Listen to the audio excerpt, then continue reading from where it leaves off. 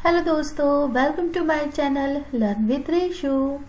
तो आज मैं आपको बताने वाली हूँ डू गेट और डू पोस्ट मेथड क्या होती हैं और कैसे हम उनको अपने कोड में या प्रोजेक्ट में यूज़ करते हैं। तो चलिए शुरू करते हैं। देखिए, मैंने आपको अपने पुराने वीडियो में बताया था कि मैं कैसे एक डायनेमिक वेब प्रोजेक्ट बना सकते हैं। मैंने उस प्रोजेक्ट को बनाकर उसमें मैंने एक HTML पेज बनाया था जिसमें मैंने कुछ ऑपरेशंस परफॉर्म किए थे और मैंने आपको सर्वलेट बनाकर भी दिखाई थी कि कैसे हम पेज से सर्वलेट पर रिक्वेस्ट भेज सकते हैं। लेकिन एक बात थी, यहाँ पर मैंने आपको सर्विस मेथड कॉल करके बताई थी। तो देखिए, डू गेट और डू पोस्ट क्या होता है। यहाँ पर जब मैंने ये एक्शन परफॉर्म किया था, ये फॉर्म जो मैंने बनाया था, इसमें मैंने सबमिट पे क्लिक किया था। एक बार मैं आपको फिर से रन करके दिखाती हूँ ताकि आपको क्लियर हो। तो अगर मैं ऐसे रन ऑन सर्वर करूँ और फिनिश, तो ये यहाँ पर सर्वर स्टार्ट हो गया है। तो जैसा कि आप देख रहे हैं इस पेज पर, यहाँ पर अगर मैं दो वैल्यूज दूं, फॉर एग्जाम्पल 2 + 4 6, तो यहाँ पर अगर आप देखेंगे तो यहाँ ये क्वेरी स्ट्रिंग के फॉर्म में इंफॉर्मेशन आई है। यहाँ पर ये बता रहा है कि हमने नंबर 1 में 2 दिया है, नंबर 2 में 4 दिए हैं और इनका सम किया है। तो ये सम पर रिडायरेक्ट हो रहा है, मतलब हमारी इंफॉर्मेशन जो भी हमने पिछले पेज में किया है वो हमें यहाँ शो हो रही है। क्यों? क्योंकि अगर हम कोई भी मेथड यहाँ डिफाइन नहीं करते हैं, और देखिए अगर हम यहाँ पर एलिमेंट लेकर इस पेज में, तो यहाँ पर जब हमने सम किया, ये रजिस्टर सबमिट किया, तो जैसे ही हमने ये सबमिट किया तो ये कौन सी मेथड रन हुई, ये डिपेंड करता है। जब हम सबमिट करते हैं तो कौन सी मेथड कॉल होती है, इस बात पर डिपेंड करता है कि यहाँ पर क्या URL डायरेक्ट होगा और क्वेरी स्ट्रिंग में इंफॉर्मेशन आएगी या नहीं। तो बाय डिफॉल्ट यहाँ पर गेट मेथड हमारे पास आई, गेट मेथड कॉल हुई, जिसकी वजह से ये जो है इंफॉर्मेशन क्वेरी स्ट्रिंग के फॉर्म में हमें मिल गई। जब भी हमें कोई इंफॉर्मेशन, मैंने अपने HTTP रिक्वेस्ट रिस्पॉन्स वीडियो में बताया भी है आपको कि जब हम किसी वैल्यू को सर्वर से फैच करते हैं तो हमें गेट मेथड कॉल करते हैं, और जब हमें किसी वैल्यू को सबमिट करना होता है तो हम पुट मेथड कॉल करते हैं। लेकिन अगर हमने कोई मेथड डिफाइन नहीं की है तो वो by default get method call होती है। ठीक है, तो जैसे कि अगर मैं यहाँ पर अब ये बाय डिफॉल्ट अगर मैं यहाँ पोस्ट लिख दूं, ठीक है, तो अब हमने डिफाइन कर दिया है कि ये पोस्ट मेथड को रन करे। तो जब हम इस सर्वर को फिर से रीस्टार्ट करेंगे, रीस्टार्ट, और हमारे पेज को रिफ्रेश करेंगे, तो यहाँ और हम इसे सबमिट करेंगे, तो अब आप देखेंगे कि वेट, अभी मेरा सर्वर शायद रीस्टार्ट नहीं हुआ है।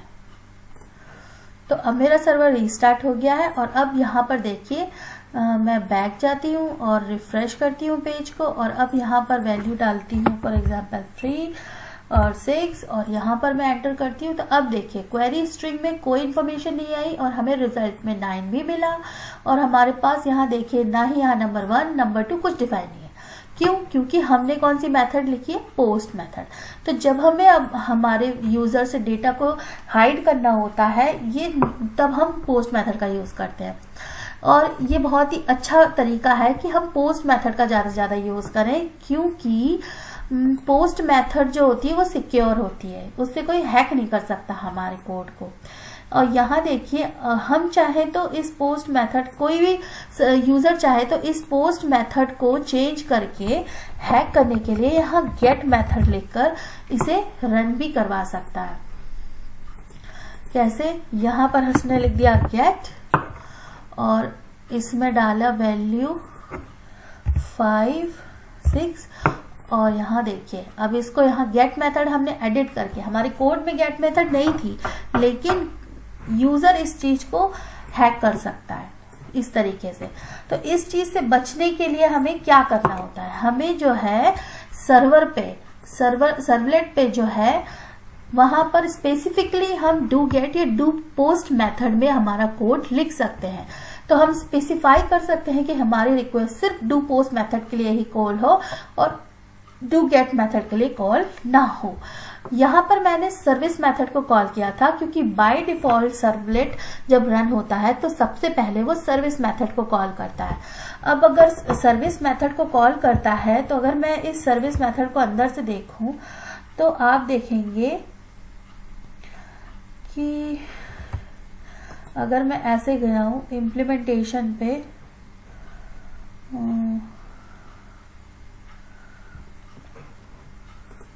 तो जैसे ही मैंने HTTP सर्वलेट को खोला, यहाँ मैंने इस पे क्लिक किया और ये खुली क्लास। तो इसमें अगर आप देख रहे हैं तो यहाँ पर ये देखिए सर्विस मेथड के अंदर भी एक्चुअली ये रिक्वेस्ट ऑब्जेक्ट से मेथड की इंफॉर्मेशन कॉल करता है और पूछता है कि किस टाइप की मेथड कॉल हुई है। अगर गेट मेथड हुई है तो डू गेट मेथड को कॉल करो और अगर पोस्ट मेथड कॉल हुई है तो कहाँ गया, एंड डू पोस्ट मेथड। तो यहाँ पर आपने देखा कि ये जो है सर्विस मेथड, इसमें भी ये सबसे पहले कॉल होता है। और अगर फॉर एग्जांपल हमने डू पोस्ट ही स्पेसिफाई किया है, यहाँ पर डू सर्विस की जगह डू पोस्ट स्पेसिफाई किया है, तो भी इस HTTP रिक्वेस्ट क्लास में सबसे पहले सर्विस मेथड कॉल होगी और उसके बाद मेथड चेक होगा डू पोस्ट, तो ये डू पोस्ट मेथड को कॉल कर देगा। तो ये होता है इंटरनल वर्किंग ऑफ सर्वलेट। अब देखिए यहाँ पर मैं एक चीज बताना चाहती हूँ कि हम कैसे डू पोस्ट और मतलब पोस्ट और गेट मेथड को लिख सकते हैं। तो हमें सिंपली यहाँ सर्विस की जगह पर डू गेट लिखती हूँ। पहले डू गेट मेथड मैंने लिख दी और सब कुछ सेम रहेगा, कुछ चेंज नहीं होगा। ये भी दो रिक्वेस्ट रिस्पॉन्स ऑब्जेक्ट्स को एज ए आर्ग्यूमेंट लेंगे। और फिर हमें क्या करना है, यहाँ पर देखिए यहाँ पर मैंने पोस्ट मेथड लिखी है तो यहाँ पे मैं गेट लिख देती हूँ। तो ये डू गेट मेथड को कॉल करेगा और जब अब मैं सर्वर को रीस्टार्ट करूंगी और अब ये मेरा सर्वर स्टार्ट हो गया है, रीस्टार्ट हो गया है। अब जब मैं यहाँ बैक जाऊंगी और इसे रिफ्रेश करूंगी और फॉर एग्जांपल मैंने यहाँ डाला 5, यहाँ डाला 7 और सबमिट किया, तो देखिए इसने फिर गेट मेथड को कॉल कर लिया और यहाँ में वैल्यूज दिखने लगी। लेकिन इसी तरीके से अगर मैं यहाँ पर पोस्ट लिखूंगी और अब देखिए क्योंकि मैंने यहाँ पर पोस्ट लिखा है और यहाँ पर मैंने डू गेट मेथड डिफाइन की है, तो अब क्या होता है, अब मैं क्या करती हूँ, इस सर्वर को फिर से रीस्टार्ट करती हूँ। रीस्टार्ट, तो रीस्टार्ट हो गया मेरा सर्वर और अब मैं यहाँ रिफ्रेश करती हूँ और यहाँ वैल्यू डालती हूँ 5, 6 और सबमिट। तो ये देखिए यहाँ क्या कह रहा है, post method is not supported for the URL। क्यों? क्योंकि हमने यहाँ पर जो है index.html में हमने यहाँ पोस्ट डिफाइन किए, लेकिन यहाँ हमने लिमिटेशन रख दी है कि ये सिर्फ डू गेट मेथड को ही सर्वर कॉल करेगा। डू पोस्ट मेथड के लिए हमने कोई कोड ही नहीं लिखा, इसलिए उसने नॉट फाउंड एक्सेप्शन दे दी। और अगर मैं यहाँ पर अब डू पोस्ट कर देती हूँ, ओके, यहाँ पे मैंने डू पोस्ट कर दिया और अब मैं सर्वर को रीस्टार्ट करूंगी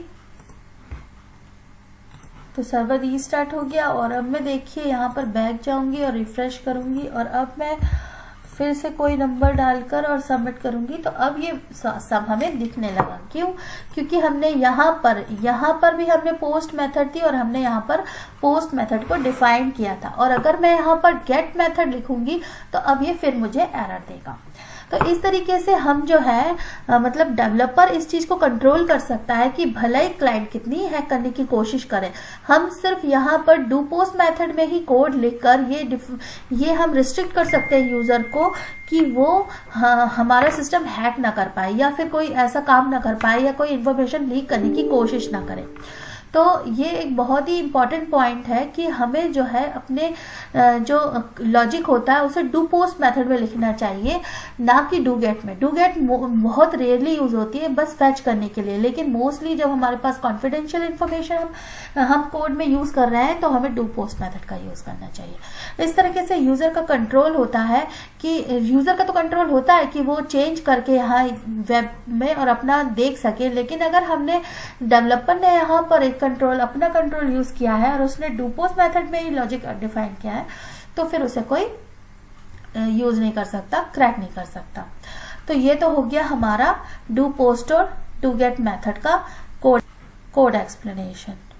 तो बेसिकली क्या होता है कि होता तो सर्विस मेथड ही कॉल है, जैसे मैंने आपको पहले बताया, लेकिन सर्विस मेथड जो है हमारे वेब पेज पर लिखे हुए एक्शन या मेथड के जो डिफाइन किया है पेज पे उससे डिफाइन कर उससे क्या होता है, जैसे आपने ये सबमिट किया ये डू पोस्ट मेथड को रिक्वेस्ट ऑब्जेक्ट में ये इंफॉर्मेशन सेट हो गई और एक्शन क्या है सब, तो ये क्या करेगा तो ये जो क्या करेगा ये web.xml फाइल में जाएगा और web.xml फाइल में देखेगा कि सम जो है URL उसके लिए क्या मैपिंग है सर्वलेट की। तो सर्वलेट की मैपिंग क्या है कि कौन सी सर्वलेट कॉल करनी है, सम सर्वलेट। तो ये सम सर्वलेट पे जाएगा, फिर देखेगा कि क्योंकि मेरे index.html में पोस्ट मेथड लिखी है तो क्या हमने यहाँ डू पोस्ट मेथड डिफाइन की है या नहीं।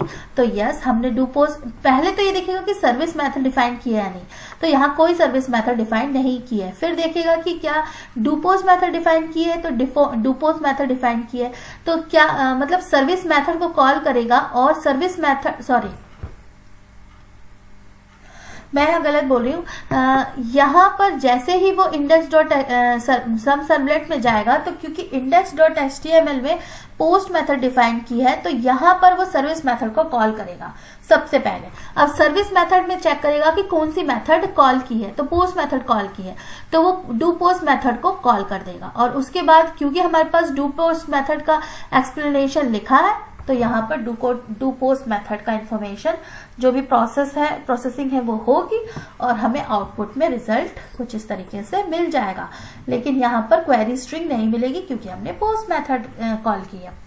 तो ये तो हो गया हमारा डू पोस्ट और डू गेट मेथड, कैसे हम इसे कॉल कर सकते हैं और कैसे हम इसे सर्वलेट में यूज कर सकते हैं। आई होप आपको ये समझ में आया होगा। आगे आने वाली वीडियो में मैं आपको बताऊंगी कुछ और इंटरेस्टिंग कॉन्सेप्ट अबाउट सर्वलेट्स। मैं ये भी बताऊंगी कि सर्वलेट्स रिक्वेस्ट डिस्पैचर क्या होता है और कैसे हम एक सर्वलेट से दूसरे सर्वलेट को कॉल कर सकते हैं, कैसे हम JSPs के बारे में बताऊंगी। तो इन सारी चीज़ों के बारे में मैं आगे आने वाले वीडियो में बताऊंगी। आशा करती हूँ कि आपको मेरा ये वीडियो पसंद आया होगा। प्लीज़ आप इसे लाइक कीजिए, शेयर कीजिए और अगर आपको कोई क्वेरी है तो आप कमेंट कर सकते हैं। प्लीज़ सब्सक्राइब भी कीजिए यार, मेरे चैनल को आप लोग सब्सक्राइब नहीं कर रहे हैं। प्लीज़ मुझे मोटिवेट कीजिए, मुझे सपोर्ट कीजिए। मैं बहुत मेहनत कर रही हूँ आप लोगों के लिए, आप मेरी मेहनत को और सफल बनाइए और प्लीज़ मेरे चैनल को सब्सक्राइब कीजिए। Thank you very much, bye bye.